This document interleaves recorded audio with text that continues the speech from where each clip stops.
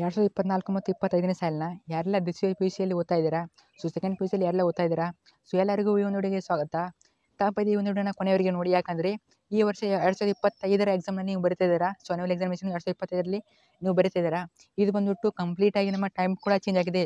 So exam ಕೂಡ time ಕೂಡ change ಆಗಿದೆ. ಅದ್ರ ಜೊತೆಗೆ ಬ್ಲೂ ಪ್ರಿಂಟ್ ಆಗಿರ್ಬೋದು, ಸೊ ಮಾಡಲ್ ಕ್ವೆಶ್ಚನ್ ಪೇಪರು, ಸೊ ಎಲ್ಲ ಕೂಡ ಚೇಂಜ್ ಆಗಿದೆ. ಆದ್ದರಿಂದ ಈ ಒಂದು ವಿಡಿಯೋದಲ್ಲಿ ಯಾವ ರೀತಿ ಚೇಂಜ್ ಆಗಿದೆ, ಎಕ್ಸಾಮ್ ಟೈಮ್ ಏನಾಗಿದೆ, ಎಷ್ಟು ಗಂಟೆ ಇರ್ತದೆ, ಸೊ ತಪ್ಪದೆ ಎಲ್ಲ ವಿಡಿಯೋನ ಸ್ಟಾರ್ಟಿಂದ ಎಂಡ್ವರೆಗೆ ನೋಡಿ. ಯಾಕಂದರೆ ಕಂಪ್ಲೀಟಾಗಿ ಮಾಹಿತಿ ಕೊಡ್ತೀನಿ. ತಪ್ಪದೆ ಕೊನೆಯವರೆಗೆ ನೋಡಿ. ಮತ್ತೊಮ್ಮೆ ಹೇಳ್ತಾ ಇದ್ದೀನಿ, ಕೊನೆಯವರೆಗೆ ನೋಡಲೇಬೇಕು. ತಪ್ಪದೆ ಕೊನೆಯವರೆಗೆ ನೋಡಿ. ಅದಕ್ಕಿಂತ ಮುಂಚೆ ಇನ್ನೂ ಕೂಡ ಯಾರು ಚಾನಲ್ನ ಸಬ್ಸ್ಕ್ರೈಬ್ ಮಾಡ್ಕೊಂಡಿಲ್ಲ, ತಪ್ಪದೆ ಎಲ್ಲರೂ ಚಾನಲ್ನ ಸಬ್ಸ್ಕ್ರೈಬ್ ಮಾಡ್ಕೊಳ್ಳಿ. ಯಾಕೆ ಸಬ್ಸ್ಕ್ರೈಬ್ ಮಾಡ್ಕೊಂಡ್ರೆ ಇದೇ ರೀತಿ ಎಲ್ಲ ಎಜುಕೇಷನ್ ಬಿಟ್ಟು ಸೊ ನಿಮಗೆ passing package, scoring package, so ನಿಮಗೆ annual examination fix question, so ಎಲ್ಲ ಕೂಡ ಇಂಪಾರ್ಟೆಂಟ್ ಕ್ವಶನ್ ಕೊಡ್ತಾ ಇರ್ತೀನಿ. ಸೊ ಕೊನೆಯವರೆಗೆ ತಪ್ಪದೆ ಚಾನಲ್ನ ಸಬ್ಸ್ಕ್ರೈಬ್ ಮಾಡಿಕೊಂಡು ಕೊನೆಯವರೆಗೆ ನೋಡಿ. ಸೊ ತಪ್ಪದೆ ಸಬ್ಸ್ಕ್ರೈಬ್ ಮಾಡ್ಕೊಳ್ಳಿ. ಮತ್ತು ವಿಡಿಯೋಗೊಂದು ಲೈಕ್ ಆದರೆ ಮಾಡಿ, ಮತ್ತು ಈ ಒಂದು ವಿಡಿಯೋನ ನಿಮ್ಮ ಫ್ರೆಂಡ್ಸ್ಗೆ ಕೂಡ ಶೇರ್ ಮಾಡಿ. ಬನ್ನಿ ವಿಡಿಯೋನ ಶುರು ಮಾಡೋಣ.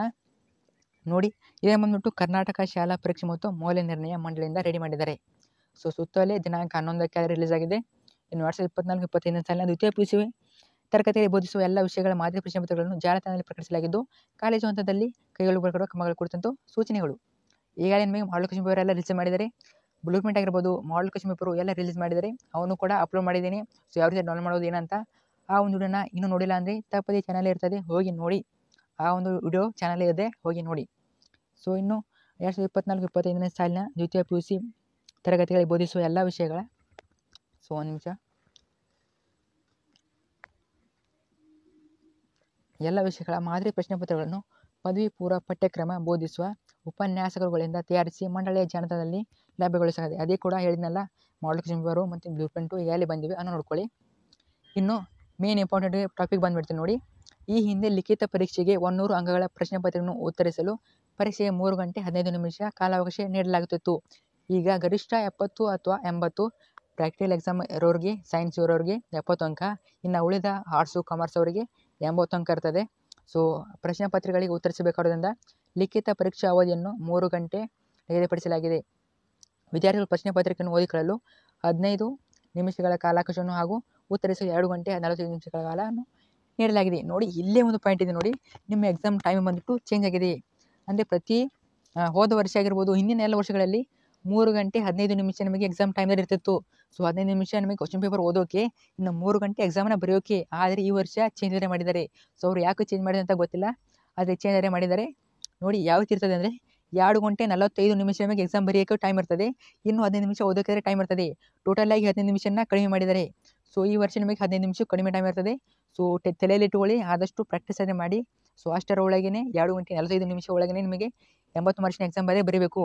ಸೊ ಸೈನ್ಸ್ರಿಗೂ ಪ್ರಾಕ್ಟಿಕಲ್ ಯಾವ ಸಬ್ಜೆಕ್ಟ್ ಇವೆ ಅವೇ 70 ಮಾರ್ಕ್ಸು, ಉಳಿದ ಸಬ್ಜೆಕ್ಟ್ ಎಲ್ಲ ಕೂಡ 80 ಮಾರ್ಕ್ಸು.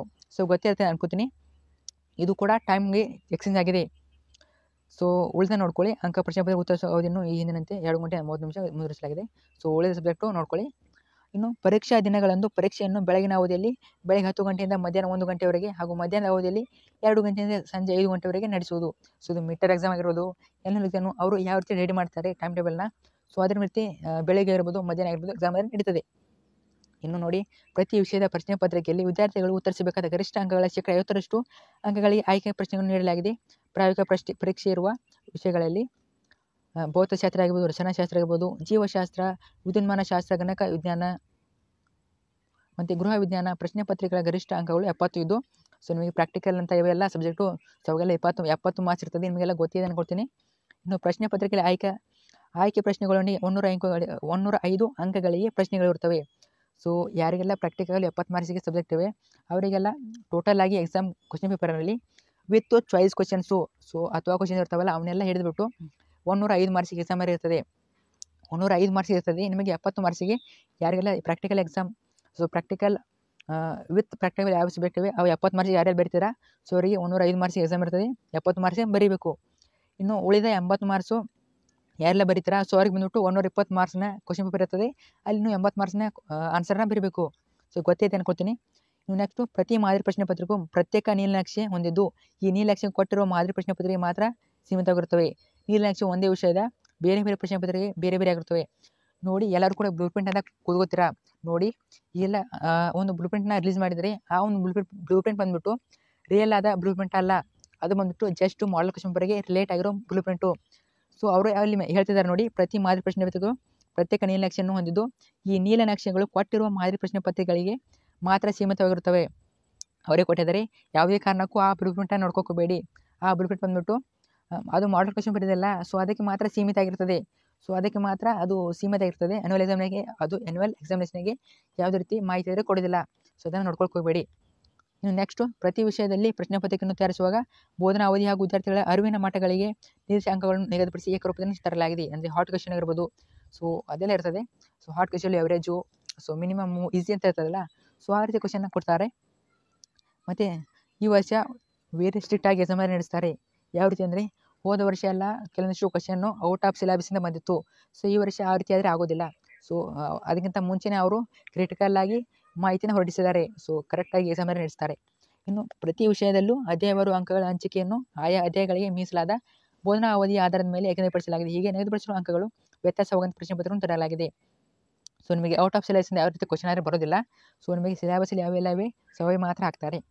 ಇನ್ನು ಪ್ರಶ್ನೆ ಪತ್ರಿಕೆಯನ್ನು ತಯಾರಿಸುವಾಗ ಪಠ್ಯ ಪುಸ್ತಕದಲ್ಲಿ ಮತ್ತು ಪ್ರಶ್ನೆಯನ್ನು ಕೋಶಗಳಲ್ಲಿ ಕ್ವಶನ್ ಬ್ಯಾಂಕ್ ಅಧ್ಯಾಯವಾರು ಕೊಟ್ಟಿರುವ ಪ್ರಶ್ನೆಗಳ ಜೊತೆಗೆ ಹೊಸ ಪ್ರಶ್ನೆಗಳನ್ನು ಕೇಳಲು ಅವಕಾಶವಿದ್ದು ಸದರಿ ಪ್ರಶ್ನೆಗಳ ಪರಿಕಲ್ಪನೆ ಪಠ್ಯದಲ್ಲಿರುವಂತೆ ಎಚ್ಚರ ವಹಿಸುವುದು.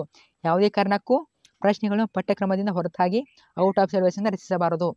ಸೊ ಖಂಡಿತವಾಗಿ ಈ ವರ್ಷ ಕಡ್ಡಾಯ ಮಾಡಿದ್ದಾರೆ. ಔಟ್ ಆಫ್ ಸಿಲೆಬಸ್ಸಿಂದ ಯಾವ ರೀತಿ ಕ್ವಶನ್ ಆದರೆ ಬರೋದಿಲ್ಲ. ಸೊ ಏನೇ ಬಂದರೂ ನಿಮ್ಮ ಬುಕ್ಕಲ್ಲಿ ಇರೋ ಕ್ವಶನ್ನೇ ಬರ್ತವೆ. ಅಂದರೆ ಬುಕ್ಕಲ್ಲಿ ಮಧ್ಯದಿಂದ ತೆಗೆಯಬಹುದು ಕ್ವಶನ್ನ. ಆದರೆ ಇನ್ನು ನಿಮ್ಮ ಟೆಕ್ಸ್ಟ್ ಬುಕ್ ಬಿಟ್ಟು ಯಾವೆಲ್ಲ ಕ್ವಶನ್ ಇರ್ತಾವೆ ಹೊರಗಿಂದು, ಸೊ ಅವನ್ನೆಲ್ಲ ಕೇಳೋದಿಲ್ಲ. ಫಾರ್ ಎಕ್ಸಾಂಪಲ್ ಈಗೆಲ್ಲ CT ಬರೆದ್ರು, ಸೊ ಅಲ್ಲಿ ಬಂದ್ಬಿಟ್ಟು ಔಟ್ ಆಫ್ ಸಿಲೆಬಸ್ ಕ್ವಶನ್ ಬಂದಿತ್ತು. ಸೊ ಆ ರೀತಿ ಆಗಿದ್ದರಿಂದ ನಿಮ್ಮ ಸೆಕೆಂಡ್ PUC 2024 ಮತ್ತು 2025ರಲ್ಲಿ ಈ ರೀತಿ ಆದರೆ ಆಗೋದಿಲ್ಲ. ಸ್ಟ್ರಿಕ್ಟಾಗಿ ನಿಮಗೆ ಕ್ವಶನ್ ಪೇಪರ್ನ ರೆಡಿ ಮಾಡ್ತಾರೆ. ಸೊ ನಿಮಗೆ ಯಾವುದೇ ರೀತಿ ಮೋಸ ಆದರೆ ಆಗೋದಿಲ್ಲ. ಸೊ ಇಲ್ಲಿ ಇನ್ನು hard question, so higher order thinking ಇರ್ತವೆ ಕ್ವಶನ್ ಇರ್ತವೆ. ಸೊ ಪಠ್ಯದಲ್ಲೂ ಅಕ್ಷರ ಸಂಯುಕ್ತಾಕ್ಷರ ಬೆಲೆಗಳನ್ನು ಬದಲಾಯಿಸಿ ಪ್ರಶ್ನೆಗಳು ರೂಪಿಸಲು ಅವಕಾಶವಿರುತ್ತದೆ. ನೋಡಿ, ನಿಮಗೆ ತುಂಬ ಕೇರ್ಫುಲ್ಲಾಗಿ ಓದ್ಕೊಳ್ಳಿ. ಯಾಕಂದರೆ ಸೊ ನಿಮಗೆ ಟೆಕ್ಸ್ಟ್ ಬುಕ್ನಲ್ಲಿ ಒಂದು ಮೀನಿಂಗ್ ಇರ್ತದೆ, ಅದ್ರ ಜೊತೆಗೆ ಹೊಸ ಮೀನಿಂಗ್ ಕೂಡ ಅವರು ಕೇಳ್ಬೋದು ಎಕ್ಸಾಮ್ನಲ್ಲಿ. ಸೊ ಈಗ ಸೂರ್ಯಗೆ ಹಲವಾರು ಹೆಸರುಗಳಲ್ಲ, ಸೂರ್ಯ, ರವಿ, ಹೀಗೆ ಯಾವುದೊಂದು ಡೆಫಿನೇಷನ್ ಇರ್ತದೆ. ಸೊ ಆ ಒಂದು ಡೆಫಿನೇಷನ್ಗೆ ಮತ್ತೊಂದು ಮೀನಿಂಗ್ ಇರ್ತದೆ. ಸೊ ಆ ರೀತಿ ಅವರು ಬೇರೆ ಡೆಫಿನೇಷನ್ ಅಥವಾ ಮೀನಿಂಗನ್ನು ಕೂಡ ಕೇಳ್ಬೋದು. ಅಂದರೆ ಆ ಒಂದು ಕ್ವಶನ್ನ ಮೀನಿಂಗನ್ನು ಬೇರೆ ಕೇಳ್ಬೋದು. ಅಂದರೆ ಸೂರ್ಯ ಇದ್ದಲ್ಲಿ ರವಿ ಕೇಳ್ಬೋದು, ರವಿ ಇದ್ದಲ್ಲಿ ಸೊ ಈ ರೀತಿ ಸೂರ್ಯ, ಈ ರೀತಿ ಕೇಳ್ಬೋದು. ಅದಕ್ಕೆ ಕೇರ್ಫುಲ್ಲಾಗಿ ಓದ್ಕೊಳ್ಳಿ. ಇನ್ನು hard question higher order thinking ಇರ್ತದೆ. ಸೊ ಹಾರ್ಡ್ ಕ್ವಶನ್ ನಿಮಗೆಲ್ಲ ಗೊತ್ತಿದೆ. ಇನ್ನು ಪ್ರತಿ ವಿಷಯಗಳ ಮಾದರಿ ಪ್ರಶ್ನೆ ಪತ್ರಗಳಲ್ಲಿ ಕೊಟ್ಟಿರುವ ಸೂಚನೆಗಳನ್ನು ವಿದ್ಯಾರ್ಥಿಗಳಿಗೆ ತಿಳಿಸಿ ಅದರಂತೆ ಮುಂಬರುವ ಪರೀಕ್ಷೆಗಳಿಗೆ ಸಜ್ಜುಗೊಳಿಸಲು ಪ್ರಾಂಶುಪಾಲರು ಅಥವಾ ಉಪನ್ಯಾಸಕರುಗಳು ಅಗತ್ಯ ಕ್ರಮಗಳನ್ನು ಕೈಗೊಳ್ಳುವುದು. ಸೊ ನೋಡಿ, ಸ್ಟ್ರಿಕ್ಟಾಗಿ ಮಾಡ್ತಾರೆ. ಸೊ ಅದಕ್ಕೆ ಕೂಡ ನಿಮಗೆ ಔಟ್ ಆಫ್ ಸಿಲೆಬಸ್ಸಿಂದ ಕ್ವಶನ್ ಬರೋದಿಲ್ಲ. ಮತ್ತು ಇನ್ನೊಂದು ಬೇಸರವಾದ ವಿಷಯ ಏನಂದರೆ, ಸೊ 2 ಗಂಟೆ 45 ನಿಮಿಷ ಮಾಡಿದ್ರಿಂದ 15 ನಿಮಿಷ ನಿಮಗೆ ಲೆಸ್ ಆಗಿದೆ. ಸೊ ಇಷ್ಟು ವರ್ಷ ನಿಮಗೆ 3 ಗಂಟೆ ಎಕ್ಸಾಮನ್ನು ಬರೆದಿದ್ದೀರಾ, ಇನ್ಮೇಲೆ 2 ಗಂಟೆ 45 ನಿಮಿಷ ಎಕ್ಸಾಮನ್ನ ಬರೀಬೇಕು. ಸೊ ಕೇರ್ಫುಲ್ಲಾಗಿ ಎಕ್ಸಾಮನ್ನ ಬರೀರಿ. ಸೊ ಆಲ್ ದ ಬೆಸ್ಟ್ ಎಲ್ಲರಿಗೂ ಕೂಡ. ಸೊ ಚೆನ್ನಾಗೆಲ್ಲ ಓದ್ಕೊಳ್ಳಿ. ಮತ್ತು ಇದ್ರ ಬಗ್ಗೆ ಏನಾದರೂ ಡೌಟ್ ಇದೆ ಕಮೆಂಟ್ ಮಾಡಿ. ಮತ್ತು ನಿಮಗೆ ಏನಾದರೂ ಡೌಟ್ಸ್ ಇದ್ದರೆ ನನಗೆ ಟೆಲಿಗ್ರಾಮಲ್ಲಿ ಮೆಸೇಜ್ ಮಾಡಿ. ಮತ್ತು ಡೌಟ್ ಇದೆ ತಪ್ಪದೆ ಕಮೆಂಟ್ ಮಾಡಿ. Thank you so much. Video ನೋಡೋದಕ್ಕೆ ತಪ್ಪದೇ ಶೇರ್ ಮಾಡಿ.